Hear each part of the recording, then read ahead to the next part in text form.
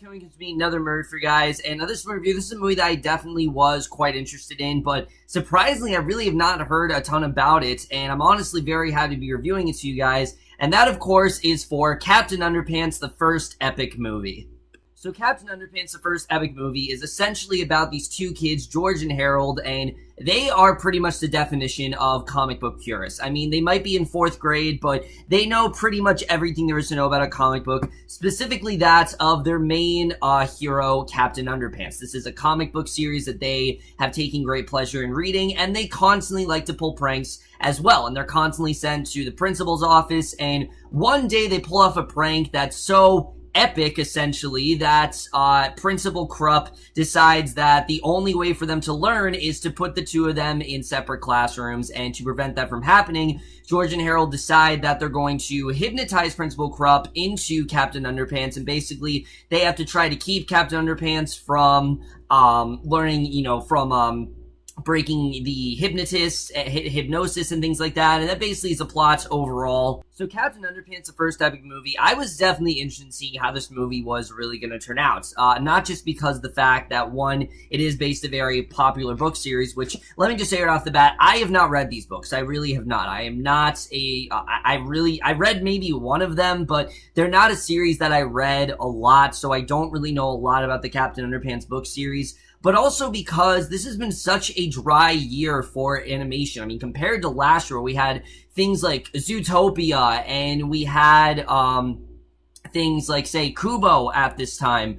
We really haven't had that much this year. We really haven't. Even Finding Dory, which I'm not the hugest fan of, at least had a really nice emotional story. And like I said, I wasn't the hugest fan of Finding Dory, but I can appreciate the emotional story that movie really did have. We really have not had that many movies this year, minus like the Lego Batman movie and a few other exceptions. And I'm happy to say that Captain Underpants, the first epic movie, is a great animated movie. It's nothing too high concept. It's just a lot of fun and something that I definitely really did enjoy that sadly isn't really getting, I think, enough views. And there's not enough people that really have seen this movie, which is really a shame. But let's just get this movie starting off with the cast. And I have to say, when it comes to this film, one of the most impressive things about this film is the cast, because not just one, but pretty much every single character in this movie really gets themselves lost into their roles. I mean, you don't for a second believe that these are the people that are actually portraying these characters.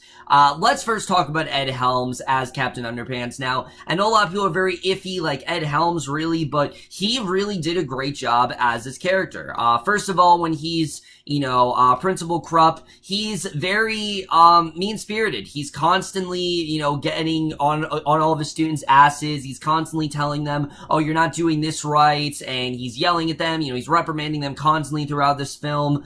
He's got a nice little side plot going on that I definitely really did enjoy, but he did a very good job playing this very uptight principal, and then when he has to juxtapose with Captain Underpants, who basically is an idiot superhero, he really did a great job with that. I really thought Ed Helms had a lot of fun with this role. You can tell that he definitely didn't try, he wasn't trying to do anything too high concept. He just had a lot of fun with it, and I think he definitely did a really good job. I definitely really did like what Ed Helms did here. I thought overall he was definitely very entertaining, and Captain Underpants, I thought he was really good with, but just as good with Principal Krupp, and again, I think he was very well casted here.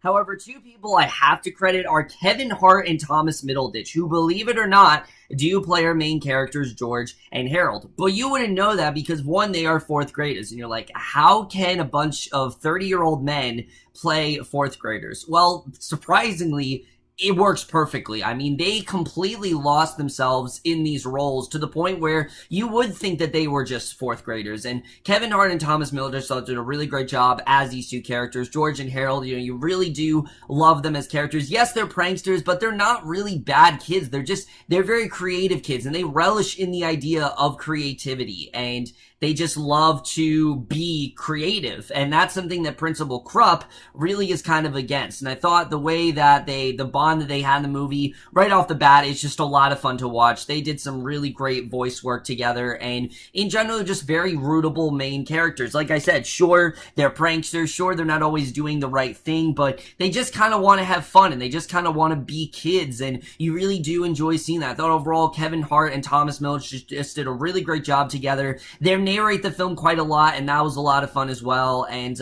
they really did make you feel like a kid. I mean, that's something that George and Harold did really well. They remind you of how fun it is to be a kid, and the creativity that kids really have, and that's something that I definitely really did enjoy here. But the other person I really do want to talk about is Nick Kroll as Professor Poopy Pants. I was shocked to find out that Nick Kroll actually played this role, because damn does he get lost in a character. Now, I know a lot of people weren't a fan of him, but just like last year in Sausage Party with the douche, which again, I know people weren't a fan, who, he completely lost himself into sort of like that frat boy douchey role. Professor Poopy Pants is another really great role for Nick Kroll. And yes, that is his name, which they poke fun of quite a lot in the movie. And Nick Kroll does a great job playing this villain that essentially doesn't know how to laugh. And he doesn't really enjoy the idea of laughing. And he doesn't really want people to have to laugh anymore, because they're constantly laughing at him. And he doesn't really like that. And I thought that they actually had a really good motivation with this character. Could have easily just been a very one joke type character, but they really did a good job in making him somewhat more than that. I honestly really did care for his character. You kind of understood what he was going through, but at the same time, you're kind of like, come on, man, just laugh it off and let people laugh at you. I thought Nick Kroll overall did a really good job. Again, just his voice in general particularly was extremely impressive. I had no idea that that was Nick Kroll. He was fantastic. And if you were to tell me that this wasn't Nick Kroll, I would have been shocked. If I didn't know it was Nick Kroll, I would have been absolutely shocked. So he did a really great job here. Jordan Peele, I thought also was really good as a character of Melvin Sneedley. He's kind of like the nerdy nemesis of George and Harold, who kind of just gets a laugh when he, gets them sent to the principal's office and he tattles on them and things like that throughout the film. I thought he was definitely really great. And then Kristin Schall plays Edith, who, her character basically has a crush on Professor Krupp, and they have a nice little love story plot throughout the film. But that's really what I have to say about the cast. Really, in general, I think everyone really did a great job here. It's one of the most impressive anime performances I've seen all year, mainly because of how lost everyone really did get in their roles. And it's very rare where you have an anime film like this where literally everyone has to transform, but they really did in this movie. I think honestly, everyone should be credited for that reason in general. So now let's get to the directing here, which is by David Soren, who I think directed this movie perfectly. Again, he's not trying to do anything too high concept. This is not a movie that has tons of metaphors and messages down your throat. This is just a fun, solid, entertaining movie, and I think he did a really great job with that. Again, the movie really is about being creative and having that active imagination, and you really do feel that here. You feel that creativity, you feel that imagination. It's just a very fun tone, and I thought that was really good. There are some times where the movie does get emotional, and most times it's earned. I mean, yes, a lot of times in these animated films and comedies as well, there's a big tendency to just, force emotion onto the viewer, but I thought the way they did it here actually worked really well, and I thought his directing was really great there. And again, there are parts of this movie that feels like an action film, and I thought his directing with that as well was fantastic. There was just really good directing all around. But who I really want to credit is Nicholas Stoller, who, after this movie, has to be one of the most versatile comedy directors working today. I mean, think about it. Nicholas Stoller started out doing Forgetting Sarah Marshall, which is known as one of the raunchiest, body-type comedies out there. I mean, I have a friend who absolutely loves that movie, but he even said it's one of the raunchiest comedies, pretty much made this, in the 2000s. But for him to go from something like that, or Neighbors, and then go to something like this, I mean, it's really impressive, I have to say, and it's genius the way he was able to do that. But his writing for this movie is absolutely fantastic. I really did love his writing here. And again, he took characters that could have been very one-note. But Captain Underpants isn't just some idiot. That's not all he is. He's not just a complete idiot. You actually do kind of get behind him a bit. You can understand he just kind of, he's just kind of a fun guy. He wants friends, and he's also something that George and Harold are creating. And these comic books that, like I said, they do in fact write together, and that was something I definitely really did enjoy from the movie. And again, the best thing about this movie that I will give it is the idea of being creative and basically, having that active imagination, not letting anyone take that away from you. That's something that, the principal is trying to do. He's trying to take away that active imagination from George and Harold, while they do have this great active imagination. And it really took me back to the times of when I used to have an imagination, which Damn, were those the days. I mean, I came with some really weird ideas. I'm not gonna lie to you. I'm not gonna divulge into what those were, but yes, I definitely did come up with some very strange ideas, as do I think all kids, but Captain Underpants, really, that's what it's trying to represent. It's not trying to be something gross. And yes, there is a lot of gross out humor in this movie, but I gotta say, for the most part, it worked. And I was laughing throughout most of this movie. There really weren't many jokes that didn't hit for me. The jokes that hit really hit hard, and I thought the screenplay in general was just really consistent. I really got into the story as well, and there's some good suspenseful stuff as well, especially with Professor Poopy Pants. Again, as ridiculous as that name sounds, his motivation and where he goes in this movie, it actually got pretty intense. And yes, it was funny, but at the same time, it was pretty intense, and I definitely did get into the climax of the movie. I'm not gonna lie to you, I thought the screenplay in general was very well done. I definitely really did get into it, and I really did feel for pretty much everyone involved. But the other thing I have to talk about is the animation style, which, yes, the animation in this movie, you know, from the trailer, it's what you've seen, which it's kind of styled in the same way the Peanuts movie was, which I love that animation. I think it's just really well done. I don't know what you call it. I think it's flash animation. I'm not sure though. But the animation here was really cool. I definitely really did love it. But there are times where the movie shifts to different kinds of animation. Like, for example, sometimes it goes to 2D animation when you see George and Harold's comic book that they're writing about Captain Underpants, and that was a lot of fun to watch. Then sometimes they'll shift to even 3D animation. I mean, the way that the contrast between those two things are just really well done, and the fact the movie was able to pull it all off, I was very impressed with, I have to say. I definitely really did love the different styles of animation. One that I will not get into because it was absolutely hilarious and really surprising, but it's one of the funniest scenes in the movie without a doubt. I don't want to get into it. If you've read the books, you may know what I'm talking about, but there's a certain point in the movie where George and Harold pause and they do something with the style of animation, and again, I'm not going to get into it, but it's probably one of the funniest scenes in the movie, without a doubt. I really had a lot of fun with that, and I thought, again,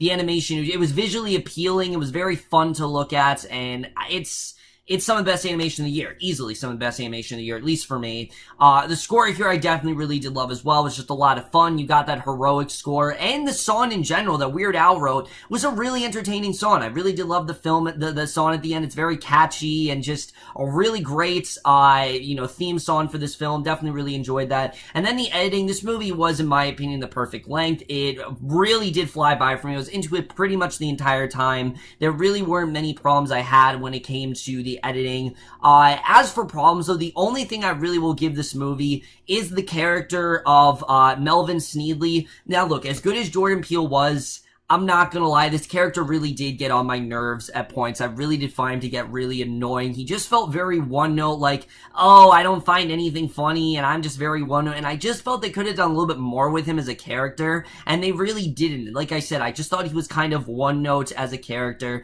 as are most of the characters in this movie. Even George and Harold, I mean, they're just creative kids, and that's what they are. But Melvin in particular, I just really was not a fan of his character. Something about him just really wasn't work for me, and any scene that he was in really did take me out of the movie. I'm not gonna lie to you. I really was not a huge fan of his character. I just found him to be really annoying, and I get it that that's what they're going for, that he's supposed to be the annoying, nerdy kid, but it wasn't like you love to hate him. I just really disliked him. I didn't hate his character. I just thought he was really annoying. And again, Jordan Peele, there is definitely something to be said about him portraying him, which is phenomenal, but I just found him to be kind of annoying at points. I definitely will say that. There are occasionally a few scenes where I didn't laugh, and I think they went a little too far with the gross out humor. But for the most part, the gross out humor, there really wasn't as consistent as you may think it is. Yes, there's some thrown in here, but there is a lot of smart humor as well, which I was really surprised about. I expected it all to be just like, oh, poop humor every 5 seconds, but there's really not a lot of that throughout this film, which I definitely did enjoy. And the ending to this movie, without spoiling it, I'm not gonna say what happens, but I actually thought there was some really good emotional resolution. The movie actually does give us some really good hearts, and especially to George and Harold, what they decided to do in this movie. There was some really good character development there, and again, I can't believe I'm saying that for a movie called Captain Underpants, but they really did a good job of conveying emotion and really getting us to connect with all these characters, so when the ending really did happen, you totally understood why things went the way they did, and I was very surprised with the way things did turn out, but I'm also very interested in seeing where where they take the story from here.